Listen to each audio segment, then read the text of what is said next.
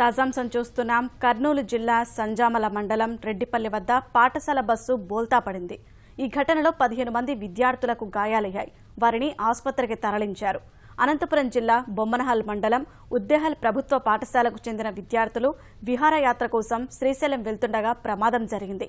ప్రమాద సమయంలో బస్సులో 68 మంది ఉన్నారు.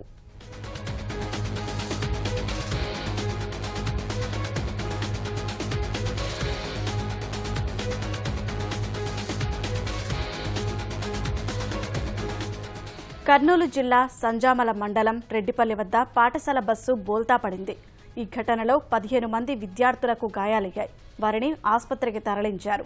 అనంతపురం జిల్లా బొమ్మనహల్ మండలం ఉద్దేహల్ ప్రభుత్వ పాఠశాలకు చెందిన విద్యార్థులు విహారయాత్ర కోసం శ్రీశైలం వెళ్తుండగా ప్రమాదం జరిగింది.